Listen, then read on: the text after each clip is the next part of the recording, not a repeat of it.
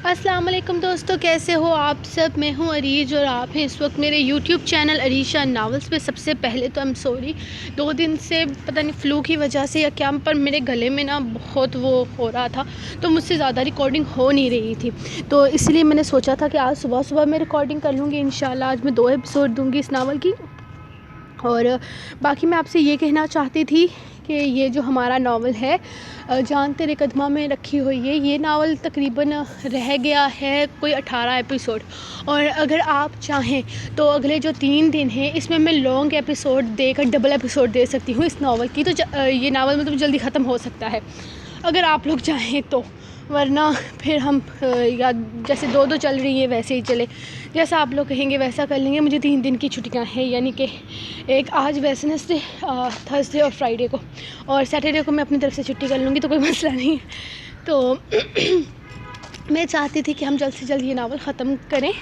باقی اب ہم اس ناول کو سٹارٹ کرتے ہیں۔ جان تیرے قدماں وچ رکھی ہوئی ہے، قسط نمبر 31، تحریر عریج شاہ۔ کیا بات ہے پھپھو، آپ کا بیٹا آیا ہوا ہے اور آپ یہاں آ گئی؟ وہ حیرت سے پھپھو کو دیکھ رہی تھی، جو آج تقریباً 12 دن کے بعد ان کے گھر آئی تھی، اور حیرت کی بات یہ تھی کہ اب تک شاذل واپس گیا نہیں تھا۔ ہاں، کچھ دن میں شاذل چلا جاتا تو آج کل اسی کے ساتھ وقت گزار رہی ہوں، وہ مسکرا کر اس سے ملتی ہوئی اندر آئی تھی۔ بابا باہر لان میں بیٹھے ہیں، آپ ان کے ساتھ بیٹھیں، میں آپ کے لیے چائے لے کر آتی ہوں۔ وہ چند ایک باتوں کے بعد انہیں لان تک چھوڑتی خود کچن کی طرف چلی گئی تھی، جبکہ وہ سیدھا بھائی صاحب کے پاس آ گئی تھی، جو آج کل بہت زیادہ پرسکون لگ رہے تھے۔ ان کی ایک بیٹی عروج اپنا گھر بسا چکی تھی اور بہت خوش تھی، جبکہ اروم بھی اپنی زندگی میں آگے بڑھ چکی تھی۔ اس کا آنے والا سفر تھوڑا مشکل ہو سکتا تھا، لیکن انہیں پتہ تھا کہ ان کی بیٹی بہت بہادر ہے۔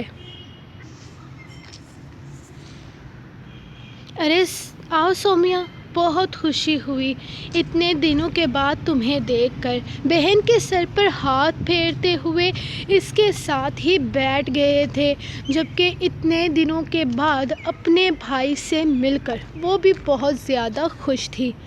بھائی جان، آج میں آپ کے پاس ایک بہت ضروری کام کے لیے آئی ہوں۔ میں آپ سے ایک بہت ضروری بات کرنا چاہتی تھی۔ میری بات بہت ضروری ہے، وہ ان کی طرف دیکھتے ہوئے بالکل سیریس انداز میں بولی تھی، تو وہ بھی پوری طرح سے ان کی طرف متوجہ ہو گئے۔ ہاں سومیا، بولو، کون سی بات کرنے آئی ہو تم؟ وہ پوچھنے لگے۔ بھائی جان، میں آپ سے کچھ مانگنے آئی ہوں۔ وہ شاید مناسب الفاظ کی تلاش میں تھی۔ ہاں بولو، مانگو، کیا دے سکتا ہوں میں تمہیں؟ وہ پوچھنے لگے۔ بھلا ان کی بہن کو کس چیز کی کمی تھی جو وہ ان سے مانگنے آئی تھی؟ بھیا، میں اروم کو مانگنے آئی ہوں، اپنے بیٹے شاذل کے لیے۔ میں آج آپ سے آپ کی بیٹی مانگنے آئی ہوں، اپنے بیٹے کے لیے۔ پلیز مجھے مایوس مت کیجیے گا، وہ محبت کرتا ہے اروم سے، آج سے نہیں، بچپن سے۔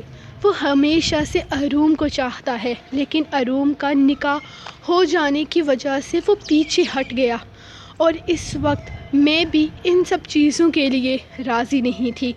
اس وقت وجاہت ہی میرے لیے سب سے اہم تھا۔ میں چاہتی تھی کہ وجاہت کے ساتھ ہی اس کی شادی ہو، لیکن اب وجاہت نے جو کچھ کیا ہے، اس کے بعد مجھے شاذل اروم کے لیے بہتر لگ رہا ہے۔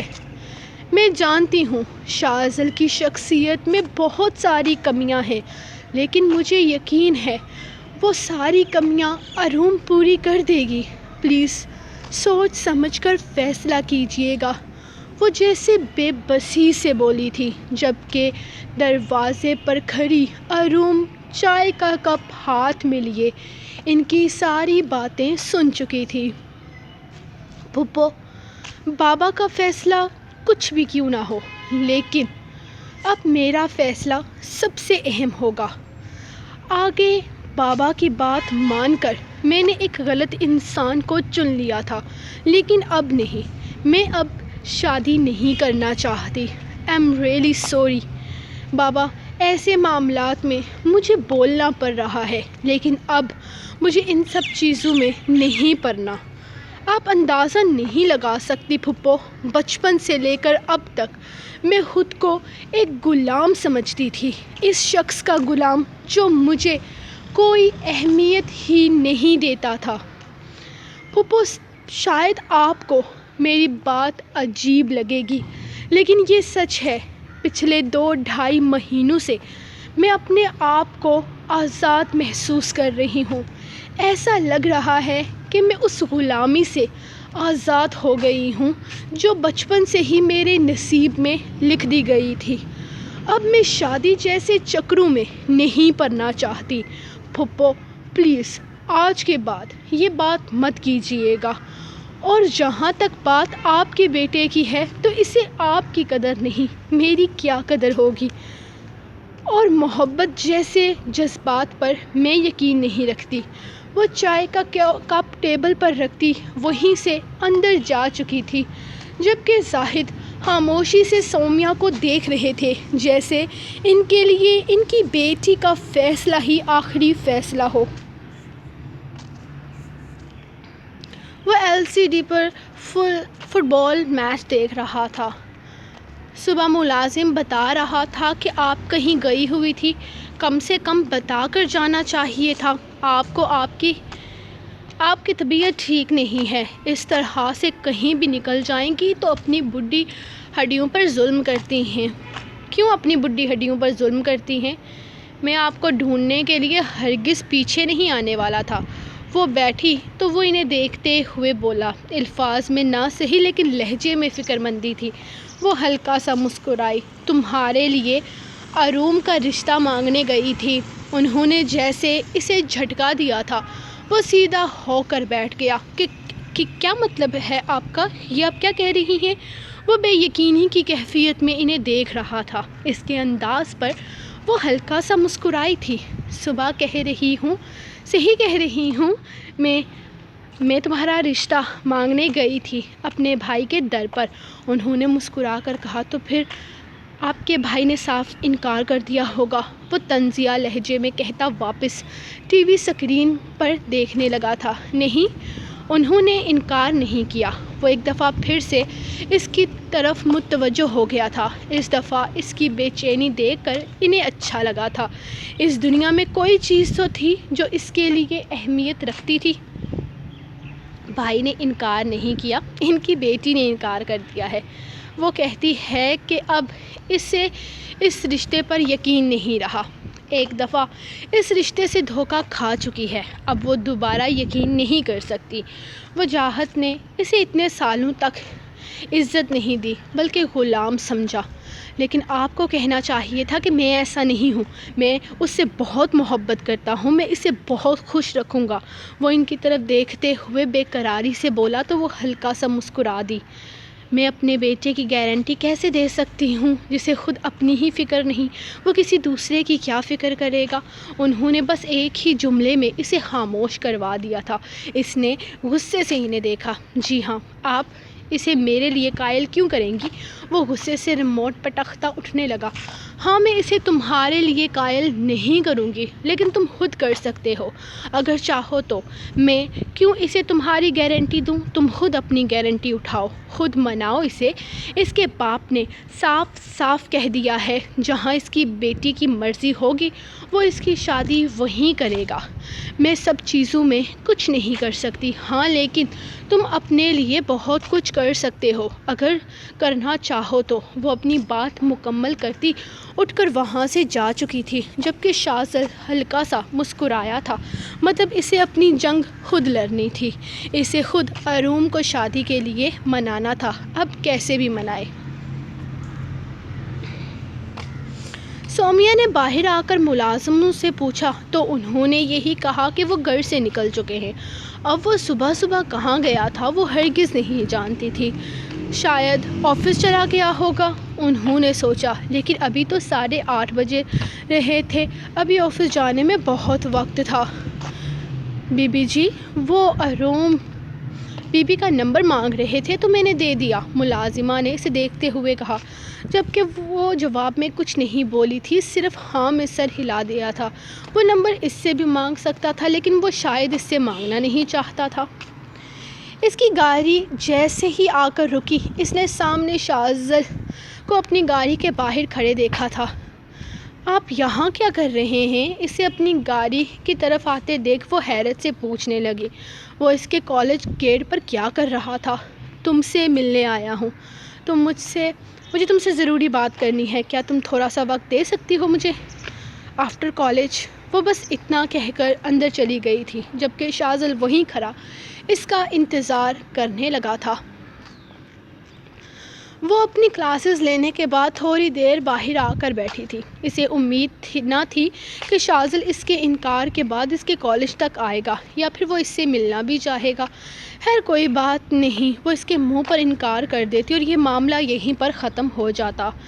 اس نے کافی روڈلی کہا تھا کہ وہ کالج کے بعد ہی اس سے بات کر سکتی ہے۔ یقیناً اب وہ واپس آ کر ہرگز اس پر اپنا وقت برباد نہیں کرنے والا تھا، سو اب وہ بالکل ریلیکس تھی۔ چھٹی کے بعد ملازم نے آ کر بتایا تھا کہ اس کا ڈرائیور آ چکا ہے، تو وہ کالج گیٹ سے نکلتی باہر آئی تھی جب اسے سامنے درخت کے نیچے گاڑی کھڑے کیے وہ اس کے اندر بیٹھا نظر آیا تھا۔ اسے دیکھتے ہی وہ اپنی گاڑی سے باہر نکل آیا۔ آپ آ گئے؟ مجھے نہیں لگا تھا کہ آپ کے پاس اتنا ٹائم ہوگا کہ آپ چھٹی کے وقت مجھ سے بات کر سکیں۔ وہ اتنا ہی کہہ سکی تھی، وہ ہلکا سا مسکرا دیا۔ تمہارے لیے میرے پاس بہت وقت ہے اروم، میں تو گیا ہی نہیں، تم سے بات کرنے کا انتظار کر رہا ہوں یہیں پر کھڑے ہو کر۔ میں تو آج صبح سے چینج تک نہیں کر پایا۔ وہ ایک نظر اپنے کپڑوں کو دیکھتے ہوئے بولا۔ لوز شرٹ کے ساتھ ایزی ٹراؤزر پہنے بکھرے بالوں میں وہ کافی ہینڈسم لگ رہا تھا۔ کیا مطلب ہے آپ صبح سے واپس نہیں گئے، یہیں کھڑے ہیں؟ وہ حیرانگی سے اسے دیکھنے لگی۔ ہاں، وہ ایکچولی مجھے پتہ نہیں ہے تھا کہ تمہارے کالج کا ٹائم کب ختم ہوتا ہے، اور میں نہیں چاہتا تھا کہ میں آج تم سے بات کیے بغیر چلا جاؤں۔ میں تو ساری زندگی تمہارا انتظار کر سکتا ہوں، یہ تو چند لمحے تھے۔ جی کریں، کیا بات کرنی ہے آپ نے؟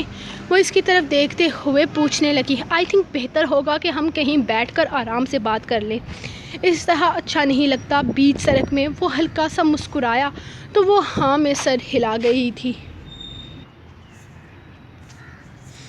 کہیں آپ کیا کہنا چاہتے ہیں؟ سامنے موجود کافی شاپ کی ایک کرسی پر سنبھالتے ہوئے وہ اس سے مخاطب تھی۔ شاذل نے کہا تھا وہ اسے گھر چھوڑ دے گا تو اس کا ڈرائیور گھر چلا جائے، لیکن اس نے منع کر دیا تھا۔ میں تم سے شادی کرنا چاہتا ہوں اروم، میں تم سے بہت پیار کرتا ہوں، میں تمہیں بہت بہت زیادہ خوش رکھوں گا، میرے ساتھ تمہیں کسی طرح کا کوئی مسئلہ نہیں ہوگا، کیا تم مجھ سے شادی کرو گی؟ وہ ایک ہی سانس میں بول گیا تھا، جبکہ سامنے والے کے چہرے پر کسی طرح کا کوئی تاثر نہیں ابھرا تھا۔ شاید وہ پہلے سے ہی جانتی تھی کہ وہ اس سے کیا بات کرنے والا ہے۔ نہیں، اس نے ایک لفظی جواب دیا۔ I'm sorry، میں آپ سے شادی نہیں کرنا چاہتی، نہ آج نہ آگے کبھی۔ لیکن کیوں؟ کیا برائی ہے مجھ میں؟ پیسہ ہے، دولت ہے، ہر طرح کی آزائش میں تمہیں دے سکتا ہوں، ہر طرح کی خوشی دے سکتا ہوں، محبت کرتا ہوں تم سے۔ وہ اسے دیکھتے بے بسی سے بولا تھا۔ آپ کے پاس پیسہ ہوگا، دنیا کی ہر آزائش ہوگی، لیکن مجھے جو چاہیے وہ آپ کے پاس نہیں ہے۔ کیا چاہیے تمہیں؟ بتاؤ مجھے۔ وہ اٹھ کر کھڑی ہونے لگی تو اس نے اچانک اس کا ہاتھ تھام لیا تھا۔ مجھے ایک اچھا انسان چاہیے جو نشے جیسی لعنت سے پاک ہو۔ آپ لاکھ اچھے سے ہی، آپ میں ایک بہت بڑی برائی ہے، اور وہ برائی یہ ہے کہ آپ کو اپنے رشتوں کی قدر نہیں ہے۔ جب تک آپ کے والد زندہ رہے تب تک آپ نے ان کی قدر نہیں کی، اور اب آپ کو اپنی ماں کی قدر نہیں ہے۔ آپ کو رشتے نبھانے نہیں آتے۔ اس نشے نے آپ کو پوری طرح سے برباد کر دیا ہے۔ کچھ نہیں ہے آپ کے پاس، اور ایک ایسا انسان میری پسند کبھی نہیں ہو سکتا۔ اسی لیے میں آپ سے شادی کرنے سے انکار کرتی ہوں۔ میں امید کرتی ہوں کہ آپ میری وجہ کو سمجھیں گے، وہ دوبارہ میرے راستے میں نہیں آئیں گے۔ وہ اپنی بات مکمل کر کے اپنا بیگ اٹھا کر وہاں سے نکل چکی تھی، جبکہ وہ اسے جاتے ہوئے دیکھتا رہا۔ وہ گھر کے اندر داخل ہوئی تو سومیا نے اسے دیکھ لیا تھا۔ وہ اسے دیکھتے ہی نیچے آ گئی تھی۔ اس طرح کے لباس میں وہ گلی تک نہیں جاتا تھا، اور آج صبح سے شام نہ جانے کہاں رہ گیا تھا۔ اس کے پاس آتے ہوئے انہوں نے محسوس کیا کہ وہ نشے میں تھا۔ تم ٹھیک ہو شازل؟ وہ اس کے پاس بیٹھتے ہوئے اس کے ماتھے پر اپنا ہاتھ رکھنے والی لگی۔ میں ٹھیک نہیں ہوں۔ اس نے انکار کر دیا مسز اعظم، اس نے میرے منہ پر انکار کر دیا۔ وہ مجھ سے شادی نہیں کرنا چاہتی۔ آپ کچھ بھی نہیں کر رہی ہیں، آپ کو معافی چاہیے تھی نا، آپ میری معافی کے لیے کچھ بھی کر سکتی تھی۔ آپ مجھے اروم کیوں نہیں دے رہی؟ میرے لیے اروم کو کیوں نہیں مانگ رہی آپ کو میری معافی چاہیے تھی نا، آپ مجھے میری اروم دیں، میں آپ کو معافی دوں گا۔ مجھے دیں اروم، کیسے بھی، کہیں سے بھی لا کر دیں، پر دیں۔ وہ ان کی طرف دیکھتے ہوئے ضدی لہجے میں بولا۔ وہ پھر وہیں صوفے پر سر رکھے وہ آہستہ سے اپنی آنکھیں بند کر چکا تھا۔ یقیناً اس پر نشہ حاوی ہونے لگا تھا، اور اس وقت وہ اپنے ہوش و حواس میں ہرگز نہیں تھا، لیکن سومیا پوری طرح سے اپنے خواصوں میں تھی۔ سو گائز، یہ تھی آپ لوگوں کی آج کی ایپیسوڈ۔ ملیں گے نیکسٹ ایپیسوڈ کے ساتھ، جو کہ انشاءاللہ میں شام کو دینے کی کوشش کروں گی، یا دوپہر میں کبھی بھی آ جائے گی۔ تو تب تک کے لیے اپنے رائٹر کو دیں اجازت، اور دعاؤں میں یاد رکھیں۔ اللہ حافظ۔